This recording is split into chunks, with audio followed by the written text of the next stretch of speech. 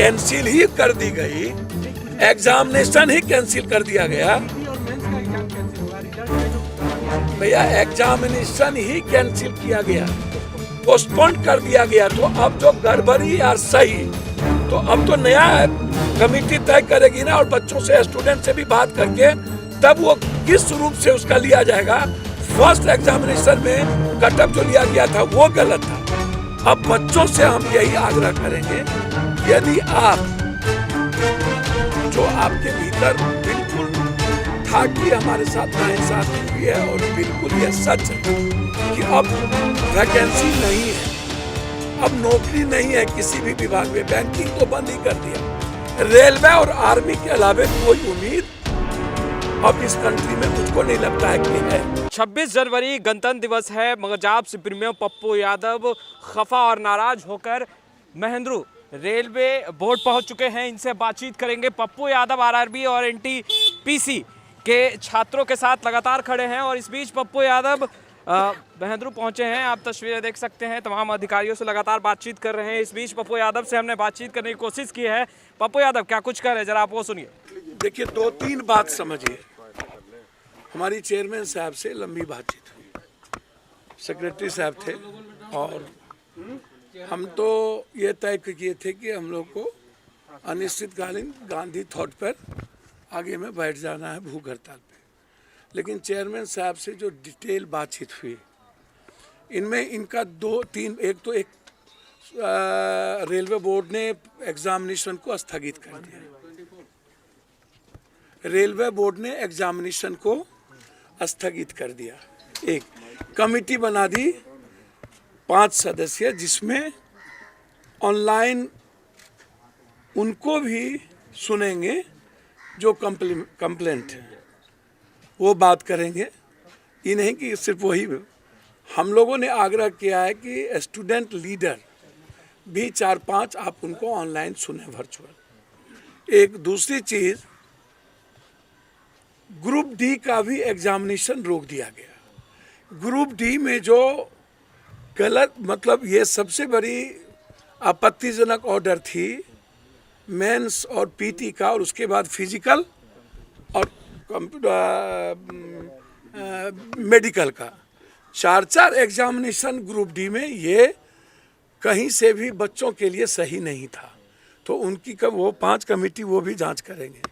तीसरा ये था कि एग्जामिनेशन यदि सारे 1 करोड़ लोगों ने एप्लीकेंट थे, तो उसमें 20 गुना ये था कि बढ़ाया भी जा सकता है, घटाया भी जा सकता है। कंफ्यूजन यहाँ है कि क्या कारण है कि उसको, इनका कहना है, स्टूडेंट का कहना है कि 4.5 गुना, लेकिन चेयरमैन साहब का कहना है कि 10 गुना पर हम लोग रिजल्ट को निकाले हैं। 3.5 लाख, 3,45,000 या इसी डोरेशन में 84 के लगभग ये डोरेशन है। 7 लाख है लास्ट, तो इन्होंने 10 गुना पर 3.5 लाख के लगभग। तो अब कंफ्यूजन यही है, स्टूडेंट को था कि जब हम एग्जामिनेशन दिए तो आप 20 गुना को 4 गुना करिए। इनका कहना है कि 10 गुना हमने किया है, 3.5 लाख पर रिजल्ट की बात हुई है, और 3.5 लाख जो 7 लाख का लास्ट डोरेशन था वो नहीं आ पाया। तो स्टूडेंट तो 3 साल से वेट कर जाते हैं, 2 साल वेट कर जाते हैं। सेकेंड कंफ्यूजन था कि आप फर्स्ट एग्जामिनेशन में ही कटअप आप ले लिए। तो अब इनका कहना है कि कुछ स्टूडेंट इतना जीनियस हाई नंबर्स ले आएगा कि कटअप बहुत ज़्यादा चला गया। स्टूडेंट का कुछ अलग कहना है। तो अब कमेटी बन गई है, एग्जामिनेशन रोक दिया गया है। आते ही सुबह सबसे पहले मेरा आग्रह चेयरमैन साहब से ये है कि बच्चे पर एफआईआर बहुत हो गए हैं, आप उसको देख लीजिए। और यह जो कंफ्यूजन पैदा किया गया था, जो रेलवे में नौकरी नहीं दी जाएगी, ऐसा कोई ऑर्डर या ऐसा कोई कंफ्यूजन नहीं है। लेकिन 2 चीज़ें बहुत क्लियर हो गई, एग्जामिनेशन कैंसिल हो गया, कमेटी बन गई, बच्चों को सुना जाएगा। ग्रुप डी का भी एग्जामिनेशन कैंसिल हो गया, उसमें भी सुने जाएंगे। तो ये बहुत क्लियर हो गया। हम चाहते हैं कि इस कंफ्यूजन को अविलंब ये वेबसाइट पर डाल दें, इनका कहना है कि 2-3 घंटे के अंदर जो ऑर्डर्स रेलवे बोर्ड के हुए हैं वो वेबसाइट पर डल जाएंगे कैंसिलेशन का। तो अब बच्चों से हम यही आग्रह करेंगे, यदि आप जो आपके भीतर बिल्कुल था कि हमारे साथ नाइंसाफी हुई है और बिल्कुल यह सच है कि अब वैकेंसी नहीं है, अब नौकरी नहीं है किसी भी विभाग में, बैंकिंग तो बंद ही कर दिया, रेलवे और आर्मी के अलावा कोई उम्मीद अब इस कंट्री में मुझको नहीं लगता है कि है। बिहार की स्थिति आप जानते हैं, दुर्गति भी जानते हैं। मैं समझता हूं कि जो बात चेयरमैन साहब से हुई और जो अभी एग्जामिनेशन स्थगित किया गया है और 5 सदस्यीय कमेटी बनाकर के ये निर्णय लिया गया है, उसमें स्टूडेंट को जो आज हिंसक आंदोलन या जिस तरीके की शुरुआत हुई थी उस पर हम लोगों को रोकना चाहिए और पुनर्विचार करके हमको जो इन ऑर्डर्स आए हैं उसको देखकर हमको आगे की रणनीति बनानी चाहिए। अभी निश्चित तौर पर पूरा देश आंदोलित था, चाहे वो गोरखपुर हो, जिस तरीके से बच्चों के रूम को तोड़े गए, प्रयागराज हो, जिस तरीके से बच्चे के रूम को तोड़ तोड़ पीटे गए हैं, ये बिल्कुल गलत है। उसके लिए हम लोगों की लड़ाई होगी, कोर्ट जाएंगे, परसों जरूरत होगी तो हम कोर्ट जाएंगे इन सारे वायलेंस और ऑर्डर्स को देखने के बाद, और कोर्ट से हम अपने भी आग्रह करेंगे कि आखिर क्यों इसकी इंक्वायरी 5 सदस्यीय कमेटी के साथ इसमें मॉनिटरिंग जज की भी हो, ऐसा हम चाहेंगे। कोर्ट से हम ये अपील करेंगे।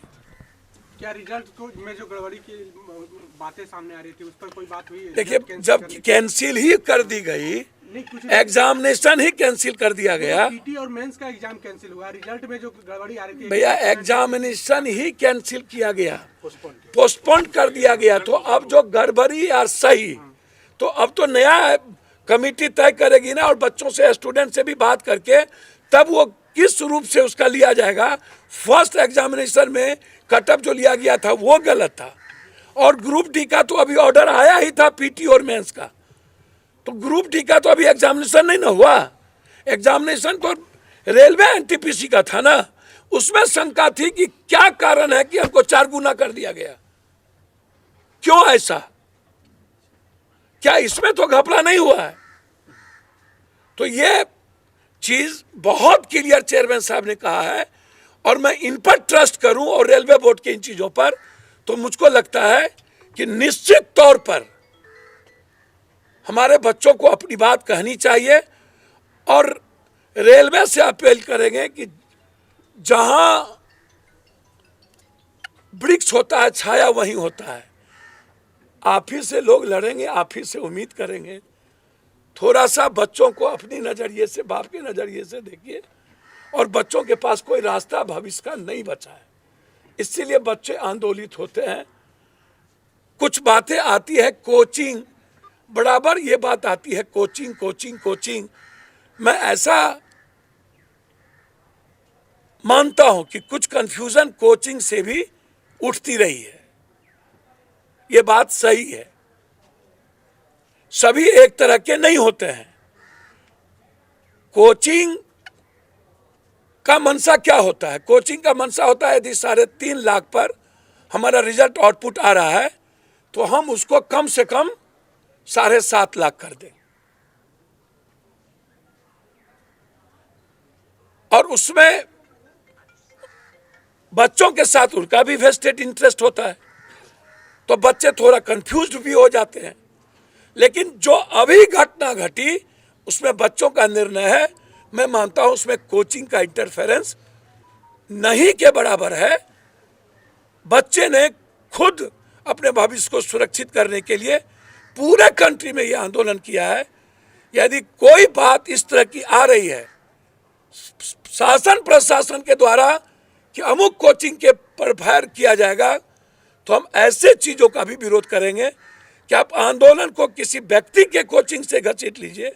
कोचिंग गलत होता है, इसमें कोई दो मत नहीं है, लेकिन इस आंदोलन में बच्चे अपने लाइफ के साथ सिक्योर्ड होना चाह रहे थे। मैं नहीं मानता कि कोचिंग संस्थापक ने पूरे कंट्री के इन चीजों को इतना आंदोलित किया है। तो आपने सुना पप्पू यादव को। पप्पू यादव ने तमाम रेलवे बोर्ड के आला अधिकारियों से बातचीत की है, काफ़ी लंबी बातचीत चली और पप्पू यादव ने बाहर आकर तमाम चीज़ें बताई कि किस तरीके से आरआरबी और एनटीपीसी का जो एग्ज़ाम है वो फ़िलहाल पोस्टपोन किया गया है। और पप्पू यादव बाहर निकले हैं, तस्वीरें आप देख रहे होंगे, अपने गाड़ी में बैठ रहे हैं। मगर उस बीच पप्पू यादव ने तमाम विद्यार्थियों से भी कहीं ना कहीं अपील की है कि वो बिल्कुल उनके साथ खड़े हैं, मगर उग्र आंदोलन ना करें और कहीं ना कहीं इस आंदोलन को जो है वो एक जो धारा जो दिया गया है वो रेलवे बोर्ड को भी समझना चाहिए। और उन विद्यार्थियों के लिए भी पप्पू यादव लगातार अपील करते दिखाई दे रहे हैं जिन पर इस आंदोलन के दरमियान एफआईआर दर्ज हुआ है।